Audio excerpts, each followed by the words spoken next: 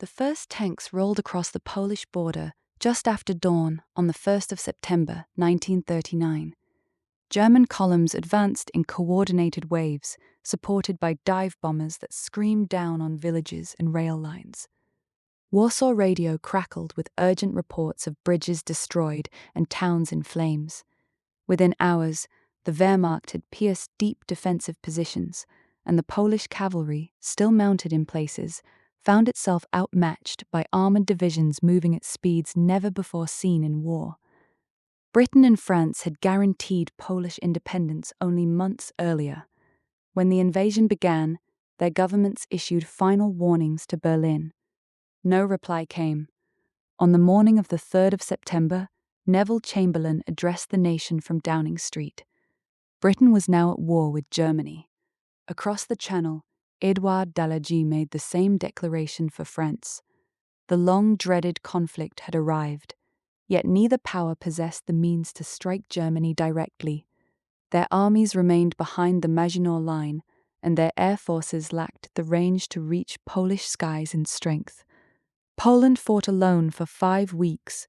Its forces inflicted heavy losses at several points, notably around Warsaw and in the forests of the east. But the double blow of German and later Soviet invasion proved overwhelming. By early October, the last organized resistance collapsed. The Allies had declared war, yet Poland was gone in 35 days. That grim fact set the tone for the months that followed. Winter brought an uneasy quiet along the Western Front. Soldiers on both sides of the Rhine dug deeper into their positions, while diplomats explored faint hopes of negotiation. This period, later called the Phony War, masked rapid German preparations for the next blow. In April 1940, German troops seized Denmark in a single day and then landed in Norway. British and French expeditionary forces rushed north to counter them, but poor coordination and harsh terrain led to failure. Allied units withdrew from central Norway by early June, leaving the Germans in control of the vital Atlantic ports. The real storm broke on the 10th of May.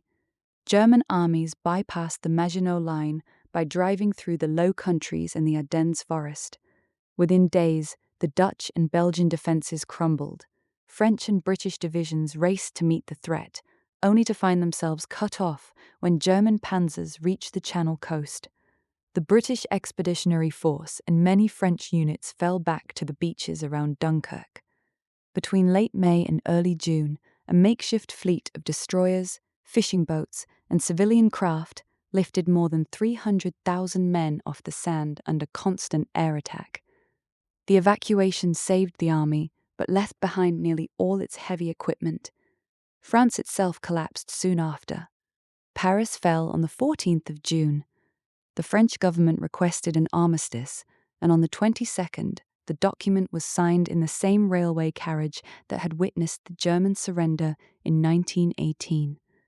Northern and Western France came under direct German occupation, while a collaborationist regime took shape in the south at Vichy. Britain now stood alone. The Luftwaffe turned its attention to the British Isles that summer. Beginning in July, waves of bombers struck shipping, airfields, and then cities in the hope of forcing surrender or at least air superiority for a possible invasion. Royal Air Force Fighter Command, though outnumbered, used radar and a well-organized ground control system to exact a heavy toll. By mid-September, the German daylight offensive had been turned back. Night bombing continued into the winter, but the immediate threat of invasion receded. Britain survived, yet remained unable to mount any serious counteroffensive on the continent. In the Mediterranean, Italian forces moved against British positions in North Africa and the Balkans. Early successes proved short-lived. British Commonwealth troops drove the Italians out of Egypt and captured much of Libya by early 1941. German reinforcements under Rommel arrived in March and pushed the British back, but the Desert War settled into a costly seesaw. Meanwhile, Germany occupied Yugoslavia and Greece in April, securing its southern flank before the next major operation. That operation came on the 22nd of June, 1941. More than 3 million German and Axis troops crossed into the Soviet Union along a front stretching from the Baltic to the Black Sea. Initial advances were rapid. Whole Soviet armies were encircled and destroyed in the first weeks. By autumn, the Germans stood within striking distance of Moscow and had laid siege to Leningrad. Yet the Soviet regime did not collapse, and the Russian winter soon halted the offensive short of decisive victory. Far to the east, Japan had already committed itself to war against the Western powers. On the 7th of December, carrier aircraft struck the American Pacific Fleet at Pearl Harbor. The United States declared war the following day. Germany and Italy honored their alliance with Japan and declared war on America as well. What had begun as a European conflict now spanned the globe.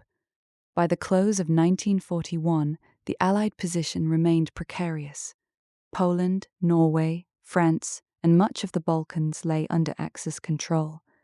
The Soviet Union had suffered staggering losses. Britain still fought, yet lacked the strength to return to the continent in force. The United States possessed vast industrial potential, but that potential had not yet been translated into armies capable of decisive action. The long road to victory stretched ahead, uncertain and costly.